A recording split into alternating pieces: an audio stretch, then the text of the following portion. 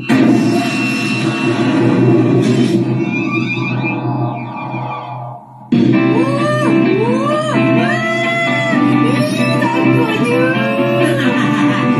janganlah bimbang, Ikhwan.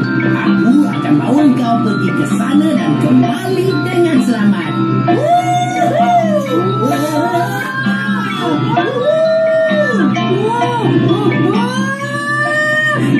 Ikhwan, kenapa kita terbang dalam keadaan terhuyung hayam ni ya?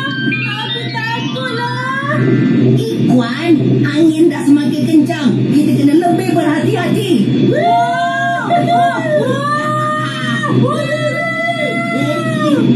Ikhwan, pegang leher aku kuat-kuat. Jangan sampai terlepas.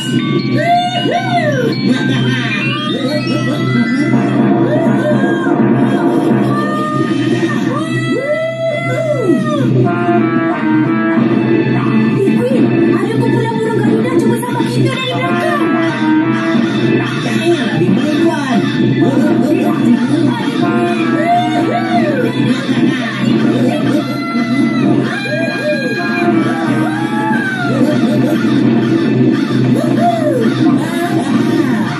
Nasib baik kamu terbang muncul tepat pada masanya. Alhamdulillah.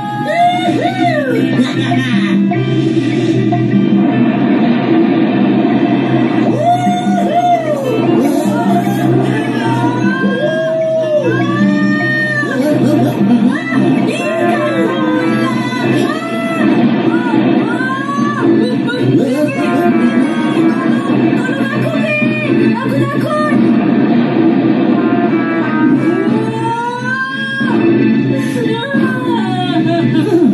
Relaxlah, Ikhwan. Kau masih selamat kan? Aku takut lah, Ikhwan. Aku tak kira. Aku nak balik. Aku nak balik sekarang juga. Cuba kau buka mata kau jam. Tengok keindahan alam semula jadi ciptaan Tuhan ni. Aku takut lah, Ikhwan. Wah, seronoknya tengok awan-awan putih ni. Awan ni lah yang melindungi kita dari panas matahari dan turunkan hujan. Hai, besar sungguh rahmat Allah kan? Subhanallah. Jom kita teruskan perjalanan kita, Ikhwan. Baiklah. Jom. Subhanallah walhamdulillah. Subhanallah, cantik. Tak sangka aku dapat berdiri kat depan gunung Merapi sekarang ni. Ikhwan, kalaulah secara tiba-tiba gunung Merapi ni meletus, kita nak buat macam mana? Nak buat macam mana lagi? Cabut larilah. Ikhwan, macam mana gunung berapi boleh terbentuk? Macam ni. Sebab dekat bawah permukaan bumi ni terdapat gas, abu dan batu cair yang panas. Itu sebab rekahan boleh terjadi dekat atas permukaan bumi. Oh, macam tu rupanya. Lepas tu, macam mana pula lava boleh terjadi, Ikhwan? Yelah, bila jumlah air dalam kawah bawah permukaan gunung berapi bertukar menjadi lebih besar, lavanya akan terkeluar dari dalam bumi melalui rekahan atas permukaan bumi. Berapa suhu kepanasan lava tu, Ikhwan? Kepanasan lava boleh mencapai di atas 100 darjah Celsius tau. Wow, kau memang bijak lah, Ikhwan. Macam mana kalau aku nak jadi bijak macam kau? Alah, senang je. Amalkan sikap suka mengkaji hal ehwal alam semula jadi dan rajin membaca.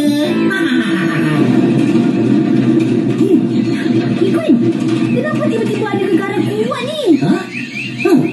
Mengikut firasat aku, kalau gegaran dan rekahan bumi ini terjadi secara tiba-tiba, ini bermakna gunung berapi nak meletus. Apa? Tidak. Habis tu, kita nak buat apa sekarang ni? Nak buat apa lagi? Cabut larilah. Gunung berapi meletus.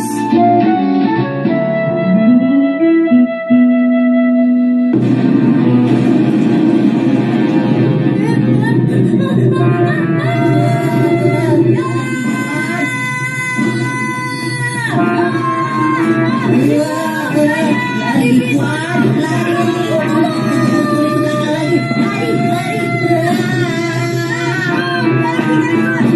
Aku takut nak ikut. Aku tak nak mati dulu. Ibu! Ayah! Bibi! Alamak! Gunung Merapi dah meletup lagi lah. Ini habis dah kita. Ibu masih ada peluang untuk selamatkan diri kita, Ikhwan. Jangan putus asa. Ikhwan, ada lurah dekat hadapan kita. Kita terpaksa lompat sejauh yang mungkin.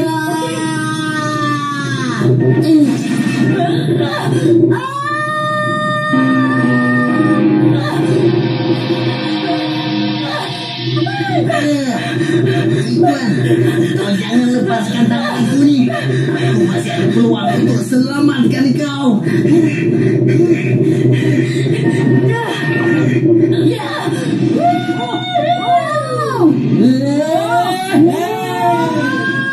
Wujud kita berdua selamat dari malapetaka yang berbahaya, Ikhwan.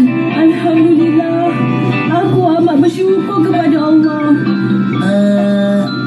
Kau masih marahkan aku lagi ke, Ikhwan? Taklah, tak marah pun.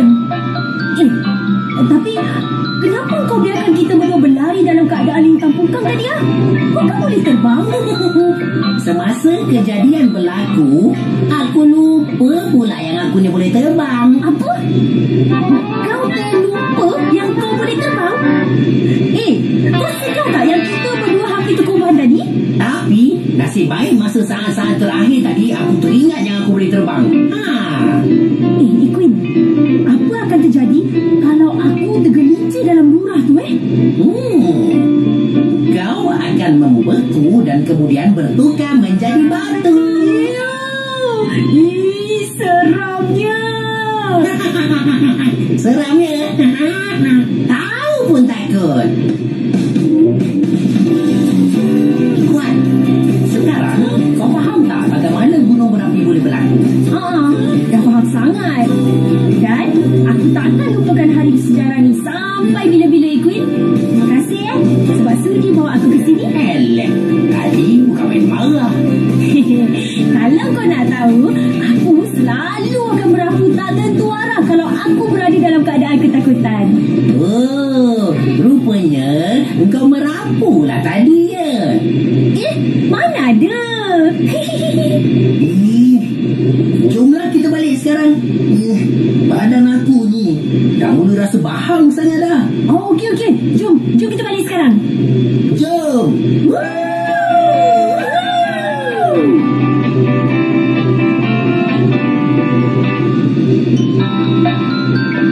Queen, aku ni dah tak sabar nak balik rumah lah. Pengalaman menakutkan tadi banyak mengisahkan diri aku tau. Kita berdua nyaris sekorban tadi. Aku pun sama, Ikhwan. Nasib baik kau tak apa-apa tadi. Walaupun pengalaman tadi tu memang menakutkan, tapi itu satu pengalaman yang tak mungkin aku boleh lupakan sampai bila-bila. Kenapa badan kau tiba-tiba terasa panas sangat ni, Queen? Alamak, janganlah perkara yang tadi ini berlaku. Aku bimbangkan keselamatan Ikhwan kalau aku tak boleh meneruskan lagi perjalanan ni.